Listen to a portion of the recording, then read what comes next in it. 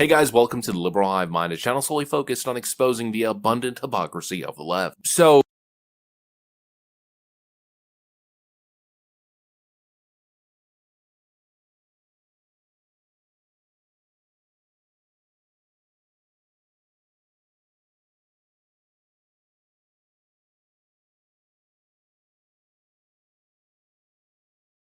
just when you thought that, it couldn't possibly get worse for them, that's exactly what happens. Another bombshell drops. We've heard the narrative. Democrats have been trying to ride this narrative wave for a good almost 4 years, and I don't exactly blame them. The whole January insurrection narrative. But possibly get worse for them, that's exactly what happens. Another bombshell drops. We've heard the narrative. Democrats have been trying to ride this narrative wave for a good almost 4 years, and I don't exactly blame them. The whole January insurrection narrative. But in the early days, I get it. But now, after everything we've seen, Democrats ought to get the message, right? Stop beating the dead horse. Kamala Harris during the debate said this. I was there.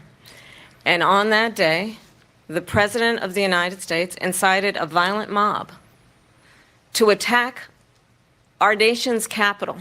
Donald Trump incited a mob. He led them on a horse up the Capitol steps. That's the narrative web they've attempted to spin, but that narrative has already collapsed, and now, it's beyond collapsed. Donald Trump's #1 best defense, well, actually probably his second best defense, his first best defense, is the fact that he's literally on the record telling people to go home, and prior to the event telling people to be peaceful and peaceably assemble. But his second best defense is the issue relating to National Guard. The Trump team has always alleged that they requested National Guard presence to protect the Capitol on that day, and that it was denied by Nancy Pelosi and her Sergeant-at-Arms. Previously, I think roughly 2 years ago, we covered text message evidence suggesting this to be the case, but Democrats have vehemently denied this, and they've claimed that Donald Trump never actually requested for any National Guard presence. Well, I guess that denial today ends, as an official House Administration Subcommittee on Oversight transcript document reveals that Donald Trump did in fact request these troops, and so this, plus the Nancy Pelosi tapes, the text messages, and everything, it's pretty much over. It is done and sealed on this issue of insurrection. Let's have a conversation about this. We got some stuff to get into, so let's roll the tape.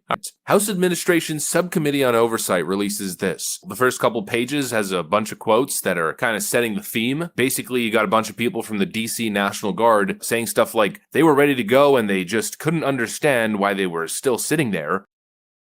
Sitting on a bus just waiting to drive to the Capitol and do the best they could to support Capitol Police. Quote, the DC Guard could have gone in right away, but the Secretary of Army did not give us approval. There was concern about being anywhere near the Capitol because of the perception that the military would be involved and that there would be militarization of the electoral process. So just the general question from a lot of these people at the National Guard in DC, not understanding why they were sidelined that day. And then we've got this quote here from General Mark Milley. Of course, you guys know who that is. Chairman, Joint Chiefs of Staff. This man, by the way, not a Trump supporter. Frankly, I'd classify him as a Trump hater, but we've got a quote from him on January 3rd, 2021. The president just says, hey, look at this. There's going to be a large amount of protesters here on the 6th. Make sure that you have sufficient National Guard or soldiers to make sure it's a safe event. POTUS said, hey, I don't care if you use Guard, soldiers, active duty soldiers, do whatever you have to do, just make sure it's safe. Holy frickin' moly. Now, this is an official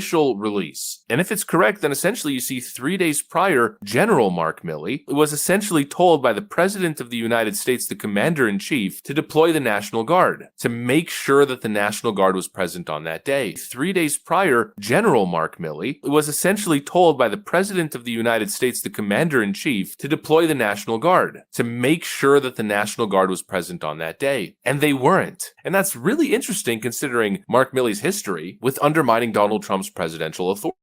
It really begs the question. We know from some of the books written by left-wing authors that Mark Milley at the time was reportedly reassuring military and political leaders, including Speaker Nancy Pelosi, that the military would not get involved in domestic political disputes or follow any illegal orders from Donald Trump. In some conversations, Pelosi expressed her concern directly to Milley that Trump was crazy and might try to use the military to cling to power. Milley reportedly told her that checks were in place to prevent such an outcome. We already have confirmation that Mark Milley was working with Nancy Pelosi. Their intent, which was essentially confirmed from DC National Guardsmen describing what happened on the day, they didn't want to appear to militarize the election process. In other words, they didn't deploy the National Guard for either of two reasons. Either to stage this whole event under the premise that Donald Trump is dangerous, or because they're just Trump deranged and crazy and literally believed that Donald Trump would try to use the military to launch a coup, and so they denied his orders as commander-in-chief, and their denial, their refusal to follow the chain of command, led to the events on that day. A defenseless Capitol. You know, we have so many clips of Nancy Pelosi behind the scenes. We have responsibility, Terry. We did not have any accountability for what was going on there, and we should have. This is ridiculous. You're going to ask me in the middle of the thing when they've already breached the inaugural stuff that should we call the Capitol Police? I mean the National Guard? Why weren't the National Guard there to begin with? They thought that they had sufficient resources. That is not a question of how they had. They don't know. They clearly didn't know, and I take responsibility for not having them just prepare for more. Calling the National Guard now? Should have been here to start out. We have totally failed.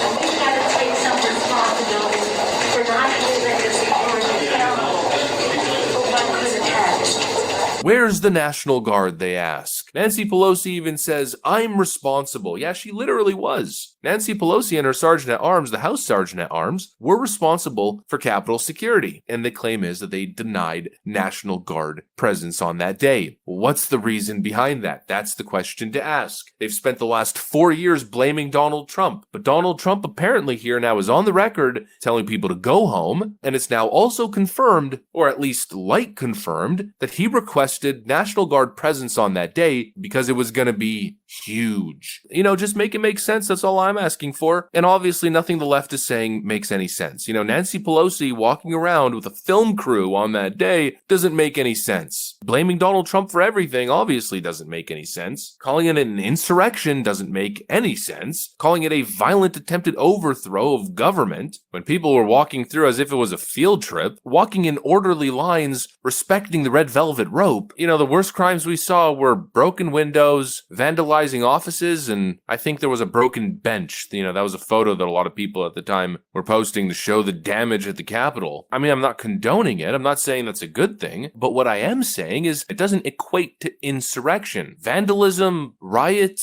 sure. But that was expected. That was the intel. And Donald Trump knew the risk was there and he called for National Guard troops. And those National Guard troops were withheld, possibly by Mark Milley and Nancy Pelosi. I mean, that's crazy. It's like the Russia thing. They went on and on and on about Trump, Russia, and we were the crazies because we thought otherwise. And now the same thing on this whole insurrection narrative. The media spun its web for 4 years. We said no, and it turns out that we were right once again. Anyways, that's pretty much what I got for you guys on this one. Hopefully you enjoyed the video. If you did, make sure to leave a like.